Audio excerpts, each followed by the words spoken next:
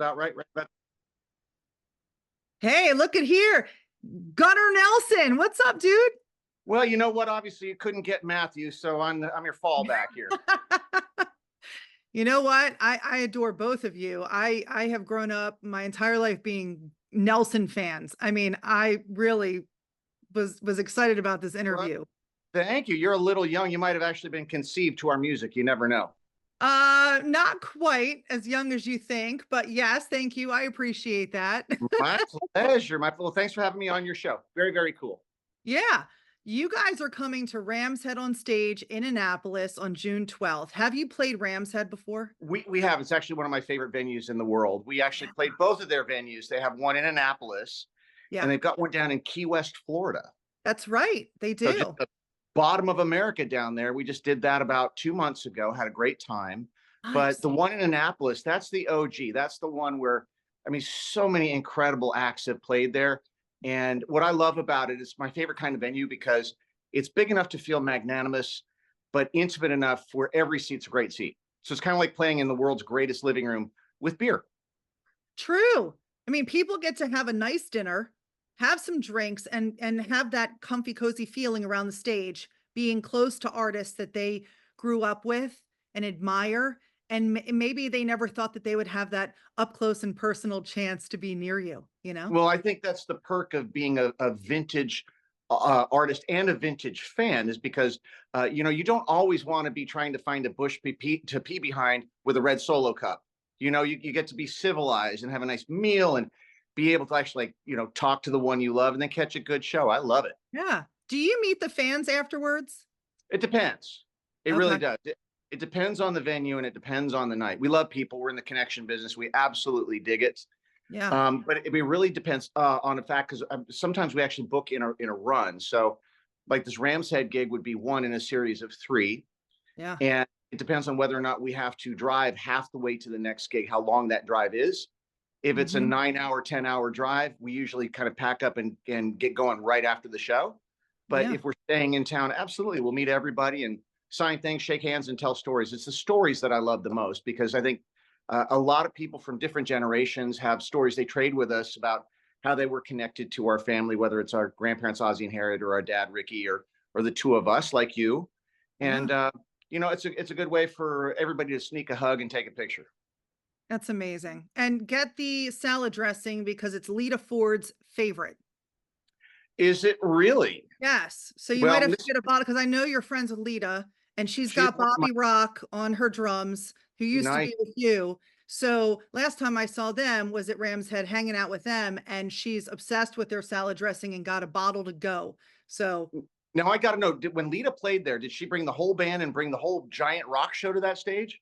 yeah, she had Bobby and yeah, I think she did. I think she did have the whole band. I My good watched a sound walls are check and still standing and everything.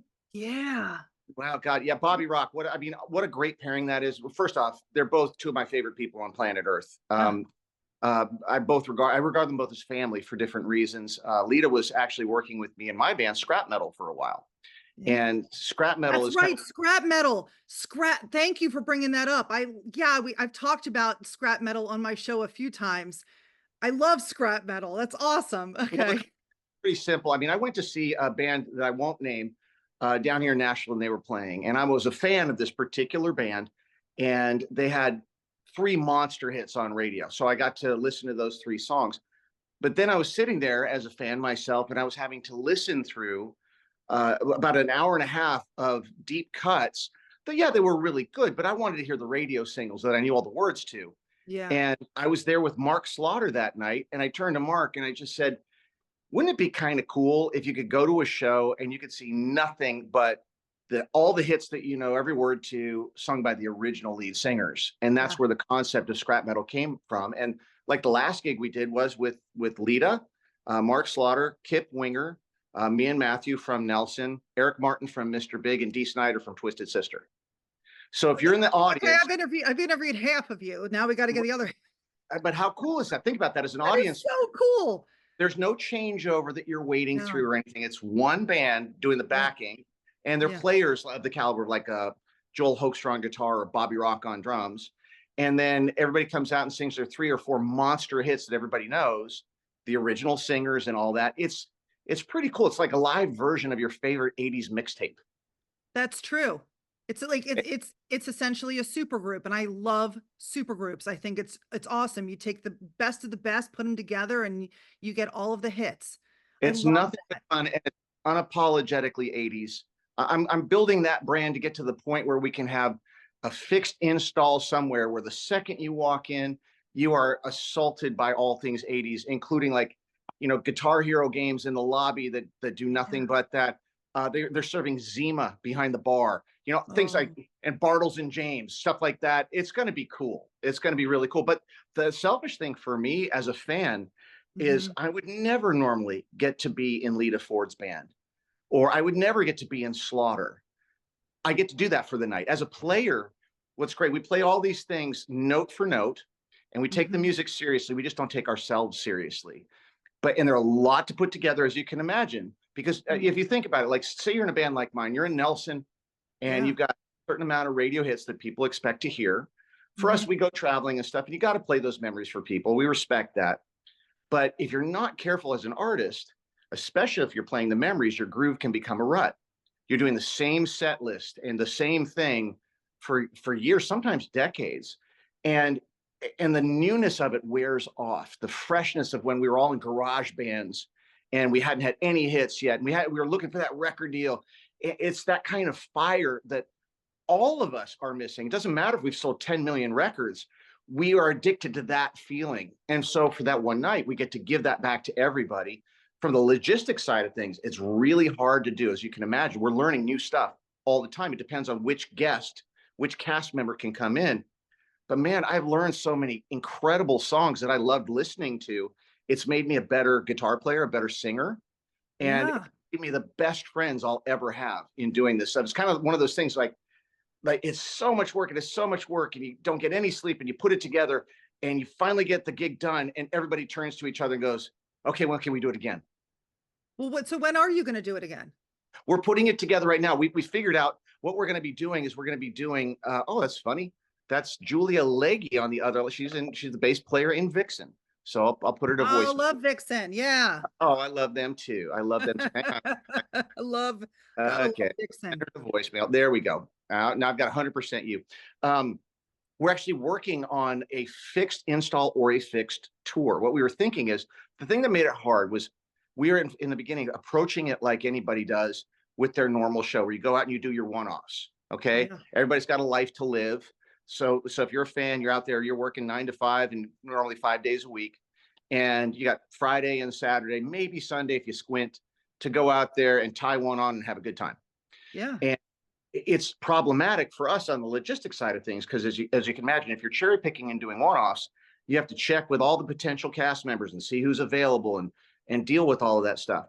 So you either do the best way to do it is to get a set cast and put it in one place and let the audience come to you, like a Vegas or something, or you do a tour every year of like 2 months, the same cast, everyone gets on some buses and goes out and brings the rock and roll circus to town. And that's what we're working on doing right now, is putting that together for 2026. Yes. Yes. Make sure Maryland is on the Oh yeah, list, please. You've gotta come absolutely. to Maryland. I will. But this is a different show we're talking about. So this one's going to be me and Matthew at the Ram's Head. And it's the Mhm. first time we've ever combined not only our catalog of songs, but our father, Ricky Nelson's catalog of songs Yeah. seamlessly into one show. And it's a lot of fun. And it's kind of like that scrap metal concept where it's all killer, no filler. And the stories are great that we're able to interweave into everything. And I was it gonna makes it a ask you really, that. When people come to this show, one, what can they expect? Okay. And two, do you tell the stories in between? Because I think that this is the type of venue to do that at. Are you kind of intimate with that and get into the stories and the yes, backstory? we absolutely do. But that's really kind of Matthew and my thing. We always kind of joke about the fact that our show's a little different from most people. Back to the not taking ourselves seriously, just taking the music seriously. We kind of wanted to be a cross between the Everly Brothers and the Smothers Brothers. So we tend to be punchy on stage and funny, and and great stories come out of that. And I really honestly think in this AI world that we're living in, where social media is really anti-social media, people are getting disconnected. Mhm. What our family has always done, going back well over 120 years now, just like our grandmother Harriet told us, was, boys, you're in the connection business first and foremost. Keep that in mind. You're not in music, you're not in TV, you're not in film, you're not in entertainment, you're in the connection business.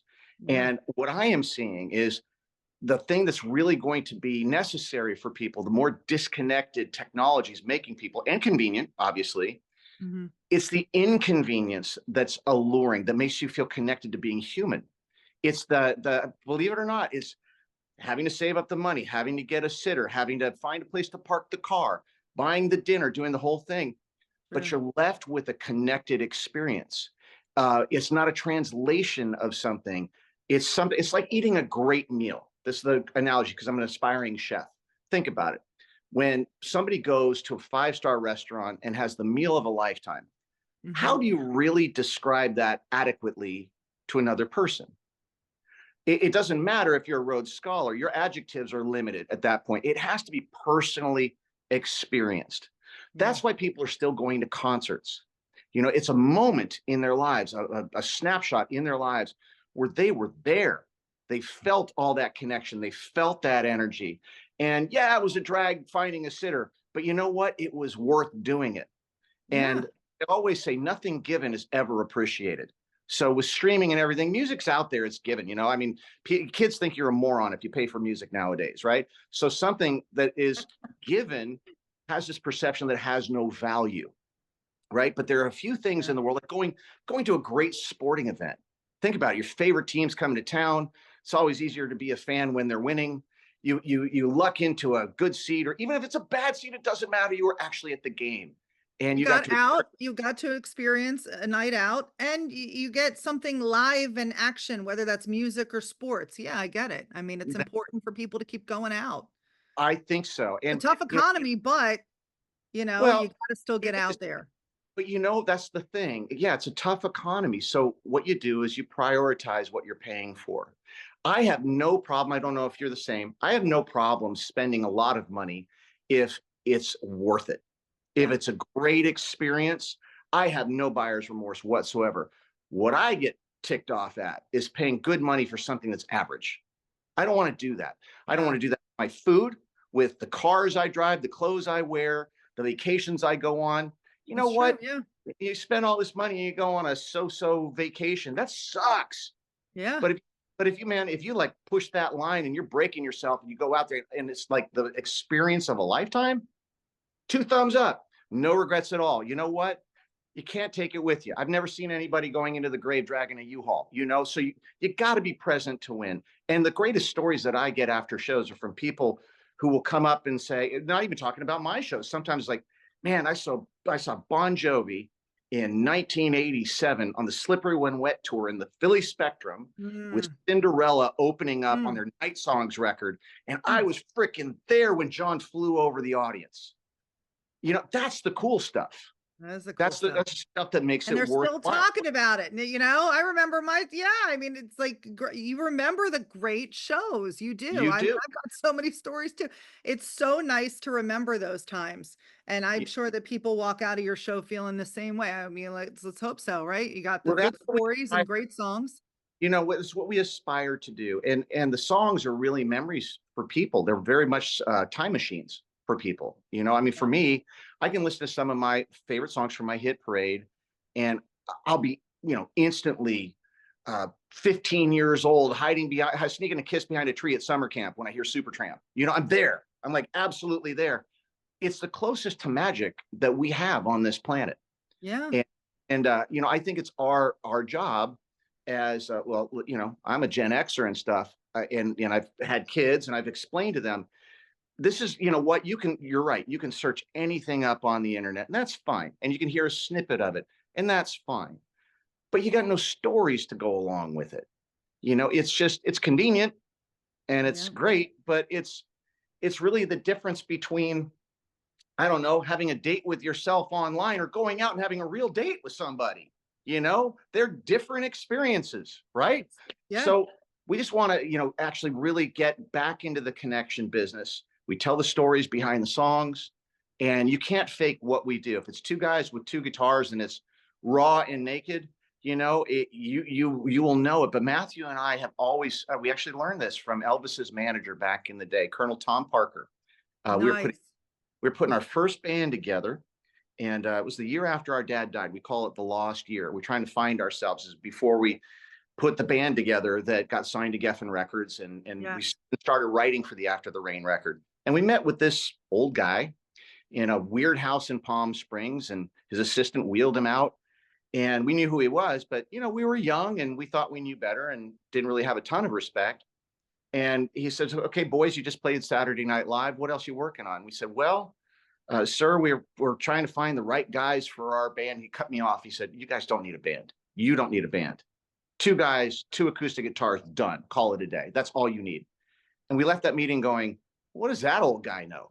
Everybody was living on a prayer back in the day. They were doing the big arena videos and everything, right? And we just thought he was out of date and out of touch. And as I look back on my life, I am not kidding. Every single opportunity we've ever had, every single one, from getting signed to John Kalodner at Geffen Records to the biggest show we've ever played, which was 65,000 people in Erie, Pennsylvania, was 2 guys and 2 acoustic guitars. No one else on the bill. That was us. And so I guess the old man kind of knew what he was talking about. And again, back into this AI world, you can't fake that. There's no tracks. There's none of that stuff going on. And it's about reaching out and connecting with your audience and grabbing them by the heart. And we love doing that. It's the most fun thing we've ever done. And goes back to it. Shoot, man, we put out our first record, and the Milli Vanilli scandal, it happened like a year earlier before we Oh my released. gosh, I remember. Yep, I remember that. So imagine, just less than a year later, the Nelson twins come on the scene, and everybody thinks we're Milli Vanilla. Okay, we're just sitting there with spandex and assless chaps and matching long hair and the whole thing, and it's a lot. It's a little much. So in order to get over that hump of credibility, we had to go from you start out at the very small radio stations, like out in the country, working your way across the country. Then you start getting, the buzz going, and then the slightly larger stations. You go from Susanville to Fresno. And then when you get done doing that, those are called the priority 2 stations. The holy grail is the priority 1 stations. That's like, that's like DC. That's like New York, Los Angeles. And we did it by showing up on morning shows, just the 2 boys with the 2 acoustic guitars and singing live, and just doing it that way. It took a year before we even released our record, and we paved the way that way. It's really been the key to what we do. And so the show that we're bringing to Annapolis is reminiscent of it. The same thing that Matthew and I did when we were going out with Styx in Frampton. And just, they had the big shows, and it was just the 2 guys. But let's go back for a minute, okay? Let's go back for a minute. You go on to Saturday Night Live. You guys have much shorter hair, and it took a while probably for you guys to grow out the long hair, right? How long did it take you? Hang on, I'm going to correct you. Okay. Much shorter. It wasn't much shorter. It was a lot higher. It was higher. Okay, no, our hair was long. It was about like this long, about nipple length, but it was up this way. Okay. Aquanet white bottle, baby. That's what did it. Tip your hair upside down with a blow dryer, white bottle. Everybody had the Adam Curry hair, back then. Yes. And then Matthew and I, we'd started writing and all that. We found ourselves, long story short, in Toms River, New Jersey, in a living room with Richie Sambora. Slippery When Wet record was going crazy at the time. And the man who owned the house was a guy named Dennis Berardi, who owned Kramer Guitars. So we found ourselves at a dinner. Dennis wanted to manage the 2 of us, and we were kind of just shooting the whatever with Richie, and he made some offhanded comment going, "Man, if you guys really want to be rockers, you got to grow your hair out." Man, if Richie only knew what he created, that one statement right there, and it was really kind of an image, both a blessing and a curse, because when you have a first record, you got to think about it. Man, nowadays they're like, I think 10,000 singles are dropped online every day. Every day. Yeah. I mean, the white noise is all out there. But back then, kind of the same thing too. Our philosophy was, love us or hate us, you're going to know who we are. So you had a visual statement that grabbed attention, especially when they're flipping through MTV, which was a big deal at the time. It was like the Yeah. world's largest radio station. We would, at 24 hours of music a day, we would park it on MTV and leave it on permanently in the background while we got ready for our weekend or did whatever. And if you had a hot video on MTV at that time, it made your career. But there was a lot of traffic on MTV too. So we intentionally made that first video for Love and Affection be visually stunning. We wanted people to go, am I seeing birds flying backwards? Am I seeing snow falling up and guys jumping around on tramp? What is this It was thing a I'm looking beautiful, it was a nice video, I gotta say. Just at? watched it But again. yeah, Love man. it. But the reason for that was to get you to park there just long enough to let the song get into you, just a little bit, and it worked for us. And Mhm. then as we progressed through that first record, we started going out and doing a lot of tour dates. We had to start out headlining because of a credibility thing. People thought, we weren't real, so no one would take us out on their tour. Plus, if you think about Nelson's music, a little challenging to categorize it. There were a lot of bands back then which were very derivative. They came from a strong blues background, Yeah. and a lot of our competition did. Now, Matthew and I grew up in Southern California, so we grew up with our dad's Stone Canyon Band, which was the first country rock band, the Eagles, Linda Ronstadt, all of that stuff. That's what we grew up listening to. And then, of course, as listeners, we loved listening to Heart and Bad Company and Queen and Foreigner and Boston and all those great bands. Yeah. And so Nelson's music, when it came out, was a blend of the two. And it wasn't from the blues. It was really more from like a Southern California country rock folk thing. And it was very hard to categorize. As such, very difficult to find a band or bands that we could actually package on a tour and go out with. Like all the Metal Edge magazine bands were kind of like shacking up together, and it was like LA Guns and Warrant and Poison and all of those Yep. bands. Totally get that. But I mean, where in the heck do you put Nelson in the middle of all that stuff? We were technically in Metal Edge magazine because we sold some pinups, but musically speaking, it was different. We never wanted to be a metal band. We wanted to be a heavy pop band, and let's just say a lot of those bands were more influenced by the Stones. We were Beatles all the way. And we just kind of over time found our place. And Mhm. man, we still get to make music nowadays and just doing it our way. We love it. You had that sweet spot though, because man, you're coming, 1990, you're just coming out of that hair band, where you're right in the middle of that. And then you're just a couple of years shy of grunge, right? And then you got all the other pop that's happening. And I even say even a little bit of late yacht rock mixed in. Um, and I think I gotta say, I think I agree with Richie. I mean, when you grew the hair, all of a sudden it was like you guys appeared, right? And for girls like me and all these fans, right? You identical twin brothers with this hair and the outfits. Did you just had this look? It was like everybody fell in love with you. Oh, thank you. It was Well, no serious. It was like this. It wasn't just the music was amazing, of course, but also you gave this visual where you're like, we can't stop looking at them. It that was was the point. really That right. was Thank you. That was the point. Well, look at it from our point of view. Okay, coming from the family that we come from, Yeah, and this kids is an our age were incredible not family. but kids our age were not impressed with that. They didn't care. They didn't know. They didn't know who Ricky Nelson was. They didn't know who Ozzie and Harriett was. The only people that were impressed were the reviewers and the interviewers and the radio station owners who were familiar with our family. The kids, we always say we sold 10 million records to a bunch of kids who had no idea who Ricky Nelson was, and that's really the truth. It's So true. Yeah. so for the two of us, again, we're back to this whole being noticed and peacocking and loving it. Or hey, no one was ever going to believe that Matthew and Gunnar Nelson grew up eating out of dumpsters on the Sunset Strip. It wasn't going to work. It didn't play that way because it wasn't genuine. So Mhm. we went the other way. We actually put a lot of work into that image, and our whole thing. We were fans of Joseph Campbell and basically the archetypes of Star Wars. It was kind of like that hero's journey thing. I know it sounds pretentious, but what we did was we went down to Western Costume in Los Angeles, where all of the movies go to get their period costumes. And we went Mhm. with our designer, Deanna Stell, who was a great artist.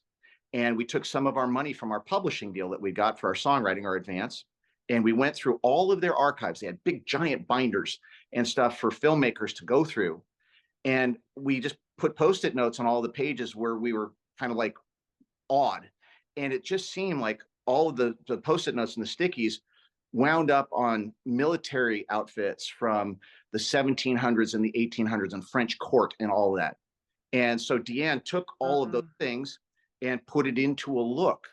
And it really did work. It was really these long jackets, and it was yeah. like really just amazing. It was like, damn, who do Oh, these guys think they are? I mean, it was really awesome. Did you I mean, keep, who I think like, do you have them in your closet now? actually we do. We just got them back from the Rock and Roll Hall of Fame. They were on display in the Rock Hall. It Wow. was pretty cool. They were doing a display on Teen Idols, and Matthew and my outfits wound up. I don't know if that's good English, but you know what I mean. Our Yes. outfit wound up in a big display, sandwiched between Britney Spears and the Spice Girls, which is where I've always wanted to be as a man, right between Britney Spears and the Spice Girls. And I yeah, think no, Britney Spears and the Spice Girls might want to be sandwiched between the two of you. I'm okay with that. I'm okay with that. But you know, it was a real honor and all that stuff. And it was really about Yeah. rock and roll fashion. Our whole thing was like, man, it's the whole presentation. It's everything. You know, you got to start with a great song. And we worked really hard on writing our songs. Always have, always will. It's our biggest joy. We love being writers. I Let me ask you Go a ahead. question. I always say that the songwriters have the stories, okay? I've interviewed a lot of songwriters, and it's always awesome to hear how they come to fruition, right? And sometimes it's a timing thing, it's a place, it's a moment. People have written songs in 5 minutes, and some people have written songs, it takes them a year. Mhm. Tell me, going looking through your catalog of hits, what is the most interesting songwriting process that you and Matthew went through that you could tell Interesting. us about? Okay, hang on a second. First, I have to pause for a second. Come here, bud. Come here. Oh my Come God, here. is it wait, Oh, is this Walter Fuzzbutt? this is Fuzzbutt. This is Walter. Walter, I can't do an interview without Walter not wanting to be a part of it. And Hi, Walter Fuzzbutt. I have two puggles, but I put yeah, them downstairs with the kids. he's a Havanese, and Oh, he's really cute. he's my studio token. If the speakers are rocking, he's got to be like in his bed, like right at my feet all the time. He loves it. So just Um, ignore Walter. He's kind of no, here I hanging. don't. I love Walter. I love have Walter in the interview the rest of the time. I love Walter. Hey, buddy. Yeah, you're fine. Walter Okay. Fuzzbutt. So to answer your question, it's changed over the years, to be honest with you. It really has. Back when we were starting out, I always say this, and this is as honest as I can get. Nelson, back in the day, was the band I always wanted before I knew what I wanted in a band. I was very young, and it was a really interesting time in music. And because I was young, I was a little insecure. So the kind of like the final presentation, the philosophy was more is more. So we had just the best band in the world. Our guys were just incredible. We had Paul Merkovich on keyboards, who is Who's the now the musical director for The Voice. exactly. You know, the guy Okay. is like one of the best musicians I've ever seen. Bobby Rock, monster drummer, so good. He's out doing clinics and teaching and writing books on drumming, and he's been doing that forever. Brett Garsett, our guitar player, was this phenom from Australia that no one had ever seen anything like him. He was the lead guitar player for their biggest artist, a guy named John Farnham, and Mhm. his style was very lyrical and melodic and wonderful. It just made for this just really this great stew of awesome musicianship around the Mhm. very simple but effective pop songs that Matthew and I spent a lot of time writing. It worked really well. Yeah. If I were to do it all over again, I would have listened to Colonel Parker, and I would have gone out with my brother Matthew, two acoustic guitars and a 45-watt halogen, and played to the same amount of people and perhaps connected even more. So back Wow. in the day when we were writing songs, Mhm. the process was Matthew and myself for the most part on that first record. And we had a co-writer named Mark Tanner.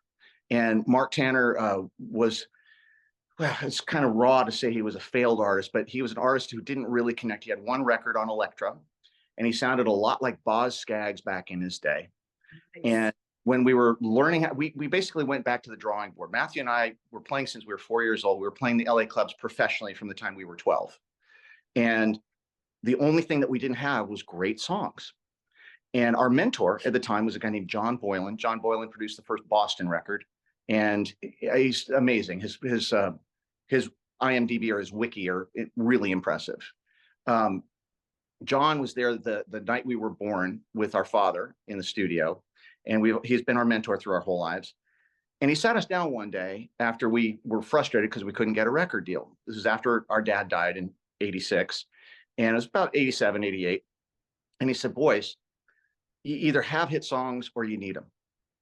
And no one at this stage of your career is going to give you songs. You're not going to be able to do, like a Julian Lennon and have somebody give you songs, then you can go out and be a show pony. And you don't want to do that anyways. You're not going to have any fulfillment doing that. So let's take you back to school. You've already got the chops. You need to learn how to write hits. Now, the problem with this is that most people spend their entire lives learning how to write songs. You guys have to do this now. So yeah. I'm going to hook you up with a friend of mine over at A&M Publishing, and you're going to sit down with him, and he's going to play you a bunch of his writers' songs and see if you can find somebody in all of those songs that you connect with. And so we went to meet with Tom Vickers over there at A&M, and he sat us down and played us about 100 songs. And Matthew and I were just keeping notes as we went along. And at the end of that listening session, there was one writer that was in common on all the songs we put our checklists on, all the co-writes. And it was that guy, Mark Tanner. So long story short, he became the third musketeer. And he was the guy that we co-wrote 90% of all the stuff that wound up on the After the Rain record. And I learned so much from him. So the process of writing when we started was really co-writing with Mark Tanner. And then over the years, it started being just me and Matthew. And then for the most part, it's now just me. And on the Magic songs, Matthew, he's amazing. He's got this thing. I'm really the guy that does all the heavy lifting because I like it. I like the grind. I like to be in the studio. I like the technical side of things. I like doing that. My brother would rather be on stage. So the two flavors kind of work together. But he's got this annoying knack of coming in when I think a song is done. And I'm playing it back for him over the speakers. And I've spent, a month producing it. And he'll come in and he'll listen to it once and he'll go, you should really change the title to this. And he's right every time. Every time. It's so frustrating, that 15% makes 50% of the song. And that's how we're working now for the most part. There are a couple of exceptions. We wrote a song really recently that's going to come out this year called Believe. And I think it's the best song I've ever been a part of. Now that experience was different. Living here in Nashville, and I know this is a very long answer to a short question, so forgive me, but this is important. Okay. We're in a town right here in Nashville where, for the most part, songwriters treat songwriting like a job. It's scheduled. They are professional songwriters, and they've got a little office in their publisher's office downtown, and they'll book a 10 to 2, and then a 3 to 5, and they'll have little blocks, little sessions, and people will come in there and co-write with them, and they treat it like a gig. I respect that because they're just using their skills, and they're very competent doing that. I've done songs that way. I've written very competent songs that way with some really good friends. But my favorite are the ones that are gifts from God. They just happen. And the best way I can describe the experience to somebody who's not a songwriter is, that state that we all get into when we're going to sleep or when we're just waking up, that twilight where you're not fully awake and you're not fully asleep. It's the only time of day that all our problems go away. It's the only time of day when our inner voice isn't screaming at us. Yeah. That we're not worried about an appointment that we're going to miss the next day. It's that true peace where all of that worldly stuff drops away.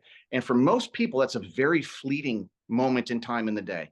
It lasts 15 seconds, maybe a minute. A great songwriter, I've learned, can actually will themselves into that state at really at the drop of a hat. They can do that. Wow. And I've learned how to do that. And the best way for me to is not only to relax, but I separate the creator from the critic. I don't allow them in the same room in my head at the same time ever. When I'm creating, I dare to be stupid. I go absolutely, there are no rules at all. The critic is not allowed in that room at all. There'll be plenty of time for him later. Yeah. And this one night in this very room, this is about, say, about 6 months ago, Matthew was right behind me on the floor in front of the drum set. Um, I was on the sofa across the room. My friend JJ, our guitar player, was in a chair by the bar.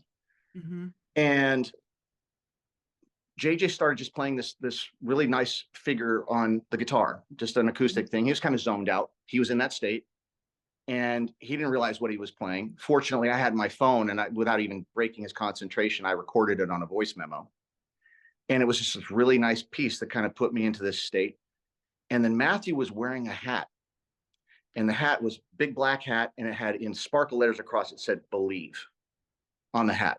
And I looked at the hat, and I felt what JJ was playing, and I heard a melody in my head, but it was a gift.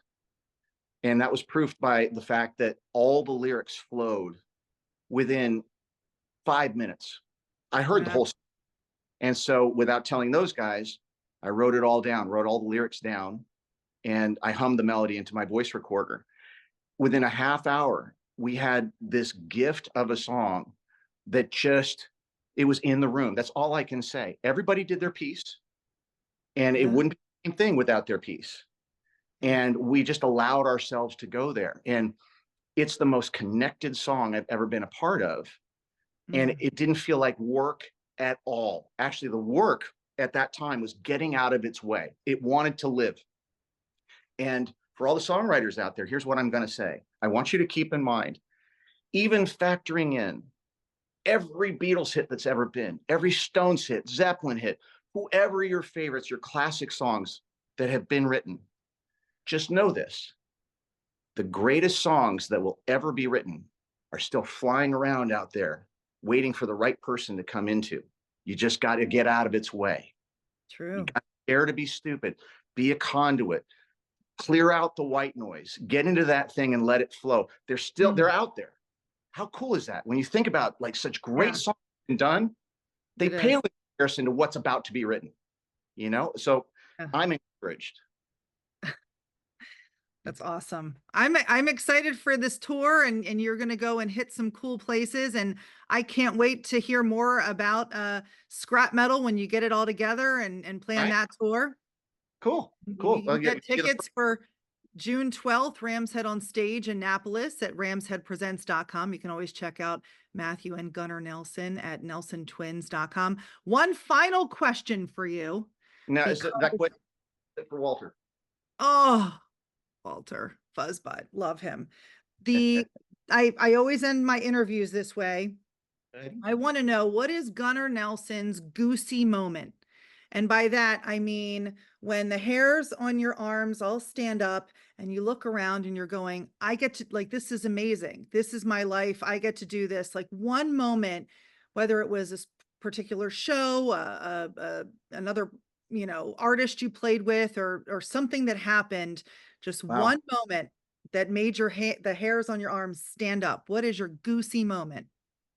Well, look, I am honestly purveyor of gratitude. I think gratitude is the key to life. I think it's also the key to happiness. I think if you develop the skill to find something to be grateful for at all times, no matter how shitty things are, you're a wealthy person. It's the only wealth. That said, I've had so many incredible experiences. From that show I mentioned to you where the curtains parted and there were 65,000 people in Erie, Pennsylvania, and I'm standing there with my brother. Yeah. That was the moment. Getting to meet Paul McCartney and sing with him. That was a good moment. So many incredible experiences. But my best moment so far is not going to be what you expect. I actually, it was about 3 years ago. It was just before the whole COVID thing happened and shut us all down. We were playing at a show, and it was a theater show, nice show. 1,500 people, something like that. And that was the night that Matthew and I decided to go out and meet everybody after the concert. And look, it was just another Friday to us, and love what we do. And that was really great. There was a person that waited until the very end of the autograph line. And she was there and walked up, and she shared a story with me. Years and years and years and years ago, I had received a letter, and this is back before the internet. This is before, I mean, you had to actually write a letter to a management company if you wanted to get it to one of us. This one found its way to me because the office staff thought it was important that I read it. And the letter went on by somebody saying, that was the day I was going to do it. I went to school that day, and I gave away all of my favorite things to people, to my friends. My parents were going to be gone for the day. Both of them were abusive, apparently, and alcoholic. And this person was 14 years old, and they knew where their father's gun was. And they went home after school, and they sat down in front of the television with a loaded 357 in their lap, trying to drum up the courage to make it happen.